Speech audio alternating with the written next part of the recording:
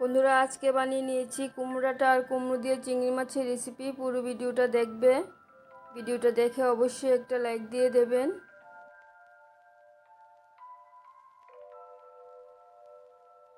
প্রথমে কুমড়োটাগুলি বেছে নেব। কুমড়োটা নিয়ে নিলাম, আর কুমড়ো নিয়ে নিলাম, আর একটা আলু নিয়ে নিলাম। সবগুলি কেটে নেব। কুমড়োটা পুরোটা দেব না, অর্ধেকটা দিয়ে দেব। কুমড়োটাগুলি কেটে নিয়েছি, কুমড়ো কেটে নিয়েছি। আলুটা কেটে জলে ভিজিয়ে রেখে দিলাম, আর একটা বেগুনও কেটে নিয়েছি। সবগুলি ভালো করে ধুয়ে নেব।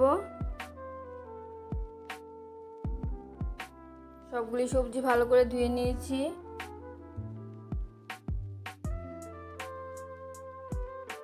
চিংড়ি মাছগুলি ভালো করে ধুয়ে নিয়েছি। অল্প লবণ আর অল্প হলুদ দিয়ে চিংড়ি মাছগুলি ভেজে নেব। কড়াইটা বসিয়ে দিয়েছি, কড়াইতে সরিষার তেল দিয়ে দিলাম।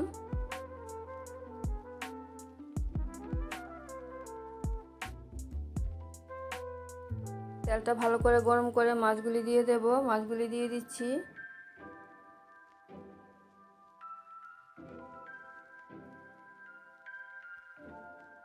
চিংড়ি মাছগুলি বেশি কড়া ভাজবো না, হালকা ভেজে চিংড়ি মাছগুলি নামিয়ে নেব। চিংড়ি মাছগুলি ভাজা হয়ে গেছে, নামিয়ে নিচ্ছি। কড়াইয়ের মধ্যে আবার সরিষার তেল দিয়ে দিলাম। তেলটা ভালো করে গরম করে ফোড়নে দিয়ে দিচ্ছি কালো জিরে, মেথি, তেজপাতা, শুকনো লঙ্কা। তেলটা গরম হয়ে গেছে, ফোড়নটা দিয়ে দিচ্ছি।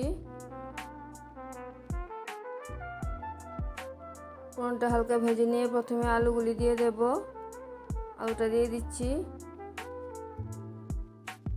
আলুর মধ্যে অল্প হলুদ দিয়ে দিচ্ছি। হলুদ দিয়ে আলুটা হালকা করে ভেজে নিচ্ছি।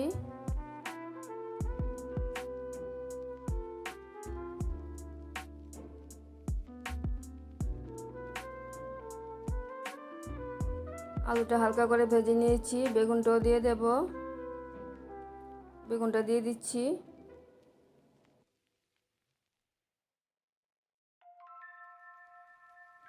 আলুর সাথে বেগুনটা হালকা করে ভেজে নিচ্ছি, না হলে বেগুনে একটা কাঁচা গন্ধ থাকে। মশলা নিয়ে নিলাম জিরে গুঁড়ো, ধনে গুঁড়ো, কাশ্মীরি লাল লঙ্কা গুঁড়ো, সামান্য একটু চিনি, হলুদ, জল দিয়ে গুলে নিচ্ছি। আর 4-5টা কাঁচা লঙ্কা চিড়ে নিয়েছি। কাঁচা লঙ্কাটাও দিয়ে দিলাম। আলু বেগুনটা হালকা করে ভেজে নিয়েছি। মাঝখানে মশলাটা দিয়ে দিচ্ছি। মশলার জলটা একটু শুকিয়ে গেলে মশলাটা নাড়িয়ে দিচ্ছি। আলু বেগুনের সাথে মশলাটাকে কষিয়ে নিচ্ছি। মশলাটাকে কষিয়ে নিয়েছি। কুমড়োটাগুলি দিয়ে দিচ্ছি। কুমড়োটাও দিয়ে দিচ্ছি।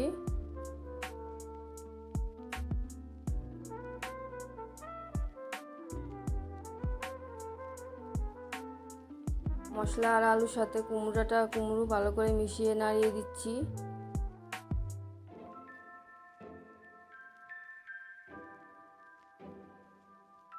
সব কিছু ভালো করে মিশিয়ে নাড়িয়ে দিয়েছি। লবণটা দিয়ে দিচ্ছি, আর সামান্য জল দিয়ে দিলাম।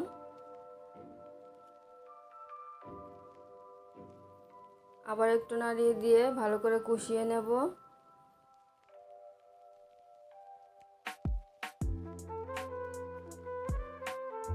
সব কিছু ভালো করে কষিয়ে নিচ্ছি।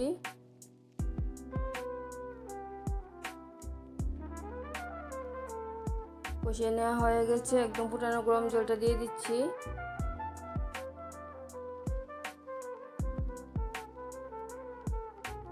যতটুকু ঝোল দিয়ে রেসিপিটা রান্না করব ততটুকু জল দিয়ে দিলাম। সব কিছু ভালো করে সিদ্ধ করে নেব। ঝোলের মধ্যে আর একটু লবণ দিয়ে দিলাম।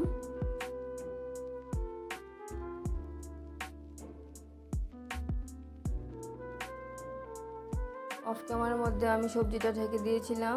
সব কিছু অনেকটাই সিদ্ধ হয়ে গেছে। চিংড়ি মাছগুলি দিয়ে দিচ্ছি।